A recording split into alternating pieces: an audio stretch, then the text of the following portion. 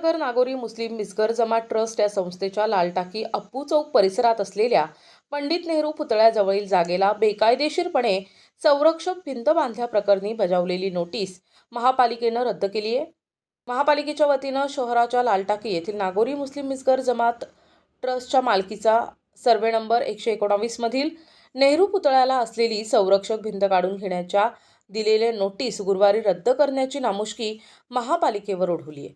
तर बुधवारी सदर संरक्षक भिंतीचे बांधकाम काढून घेण्यास आलेल्या महापालिकेच्या अतिक्रमण विरोधी पथकाला महाराष्ट्र राज्य अल्पसंख्याक आयोगाच्या सदर कारवाई दिलेल्या स्थगितीच्या निर्णयानं मागे फिरावे लागले होते।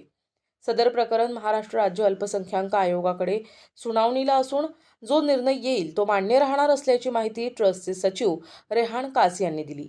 यावेळी खजिनदार वाजिद खान, शैक्षणिक सचिव इनामुल्ला खान, विश्वस्त इफ्तेखार खान आदी उपस्थित होते।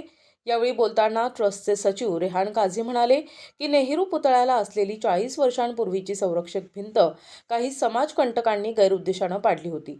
सदरची तोफखाना पोलीस स्टेशनला तक्रार करून पाडण्यात आलेला भाग पुन्हा बांधून घेण्यात आला होता। मुस्लिम मिसगर जमात ट्रस्टच्या मालकीचे लालटाकी येथील सर्वे नंबर 119 मधील नेहरू पुतळ्यालगत असलेली संरक्षण भिंत पाडण्याबाबत अहिल्यानगर येथील मनपाचे आयुक्त यांनी दिनांक 3 तारखेला आम्हाला एक नोटीस पाठवली। ती नोटीस मला दिनांक 4 तारखेला सायंकाळी 3:30-4च्या दरम्यान मिळाली। तर त्या नोटिसामध्ये त्यांनी बांधकाम संरक्षण भिंतीचे बांधकामाचे मोजमाप टाकले आणि ही जी संरक्षण भिंत तुम्ही बांधली ही बेकायदेशीर आहे, हे अधिकृत आहे, ती तात्काळ 24 तासाच्या आत ती काढून घ्यावी। माननीय आयुक्त यांनी एवढा मोठा मन करून 24 तासाची आम्हाला वेळ दिला। त्याबाबत मी तात्काळ आमच्या मुंबईचे महाराष्ट्र राज्य अल्पसंख्याक आयोगाचे अध्यक्ष माननीय श्री प्यारे जिया खान साहेब व त्यांचे सहकारी एजाज खान साहेब व तिथले कर्मचारी यांना तात्काळ सदरची नोटीस मेल केली आणि त्यांना एक पत्र दिलं की मला साहेब हे अन्याय चालला आहे, ह्या एक शासकीय यंत्रणेचा शासकीय अधिकाराचा गैरवापर करून त्या यंत्रणेचा गैरवापर करून आमच्यावर होणारा अन्याय आहे, या अन्यायाबाबत आम्हाला न्याय द्यावा अशी आम्ही त्यांना विनंती केली आणि या संपूर्ण प्रकरणाची आपल्याकडून सखोल चौकशी करून सुनावणी घ्यावी आणि सुनावणीचा अंतिम निर्णय घ्यावा आणि जो काही निर्णय असेल तो आम्हाला मान्य असेल। कारण सदरची जागा जी आहे ही आमची स्वमालकीची आहे। त्याच्यावर असलेली संरक्षण भिंत हे गेल्या 40 वर्षापासून तिथं बांधलेली होती आहे।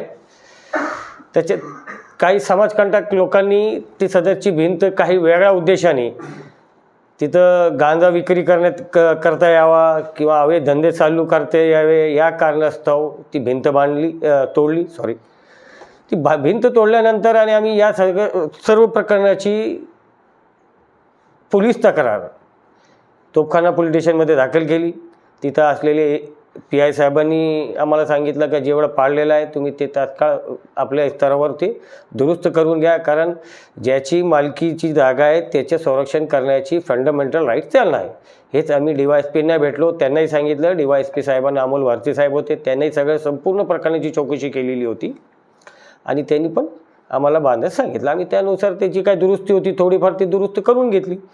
पण पालिकेच्या आयुक्तांच्या काय मनामध्ये होतं मी कालही बोललो, मला माहीत नाही का ती असं करतायत। 24 तासाची एवढा मोठा मन करून दिलेली त्यांनी आम्हाला जे टाईम लिमिट आहे म्हणजे एवढ्या कमी वेळात तर मी तर पाहिली नाही अशी नोटीस आणि त्याची तरतूद आहे का त्याची प्रोव्हिजन्स नाही आहेत तसे किती वेळ द्यायचे। तरी काल मग संध्याकाळी 3:30-4च्या दरम्यान अतिक्रमण विभागाचे प्रमुख श्री आदित्य बल्लाळ साहेब तिथं आले। त्यांच्याबरोबर त्यांचा फौज पाटका होता, पोलीस बंदोबस्तही घेऊन आले होते। त्यांनी त्यांचे पोलीस बंदोबस्त आणला होता, बाकीचे मनपाचे अधिकारी वगैरे होते। या सगळे लोक आले. ज्यावेळेस आम्हाला कळलं आम्ही तिथं गेलो. मी त्यांना तिथं आयोगाने आणि योगायोग या आयोगाने कालच आम्हाला दुपारी पत्र पाठवलं की सदरची प्रकरणाची सुनावणी माननीय आयोग यांच्याकडे चालू आहे. सदर सुनावणी पूर्ण होईपर्यंत संरक्षण भिंत तोडण्याबाबत कारवाई करू नये असा स्पष्ट त्यांनी स्टेट केला आम्हाला. आणि त्याची कॉपी मी त्यांना दाखवत होतो, पण ते ऐकण्याचे मनस्थित नव्हते किंवा किंबहुना त्यांच्यावर खूपच दबाव होता. असं आयुक्तांचा दबाव असेल किंवा यांचा असेल. त्यानंतर आम्ही त्यांना आयोगाचे ऑर्डरची कॉपी दाखवली.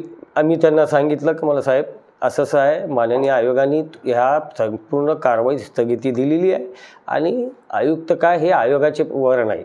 पण ज्या पद्धतीने त्यांनी आयोगाच्या बाबतीत शब्द वापरले ते अत्यंत चुकीचे होते. याच्या आधी पण आयुक्तांनी ज्या पद्धतीने आयोगाविषयी बोलले ते अवमानकारकच होते. आम्ही याची 100% तिथं तक्रार केली. पण ठीक आहे, नंतर ते आयोग त्यांचे ते बल्लाळ साहेब होते, ते आयुक्ताला फोन लावत होते. आयुक्त काय फोन घेत नव्हते. आम्ही फोन लावला, त्यांनी घेतला. मग आम्ही DYSPना फोन लावला. आम्ही DYSPचे कानावर घातलं. म्हणलं सर असं आयोगाचं स्टे ऑर्डर आहे आणि हे स्टे ऑर्डरला जुमानत नाही. इथं मोठा जमाव जमला आहे. उद्या जर कधी या सगळ्या किरकोळ गोष्टीवरून काय वादविवाद निर्माण झाला, काही धोका निर्माण झाला, याची संपूर्ण जबाबदारी मनपाच्या अधिकाऱ्यांची राहील. यांनी जबाबदारी घ्यावी. मी सर्वांच्या समोर काल समक्ष आलेल्या आदेशाची प्रत त्यांना लेखी स्वरूपात दिली आणि त्याची पोच घेतली मी. आणि पोच घेतल्यानंतर मी ते सगळं तिथं दिले. पण त्याच्यानंतर मग त्यांचं काय कोणाशी चर्चा झाली, आयुक्ताशी चर्चा झाली. नंतर मग आयोगाने स्वतः तिथून फोनवर आम्ही फोन जोडून दिले. आयोगाने स्वतः फोनवर बोललेत. मग त्याच्यानंतर ती कारवाई त्यांनी कालचे पुरते स्थगित केली आणि आम्हाला आज सकाळी तिथं बोलवलं. आज सकाळी गेलो आम्ही.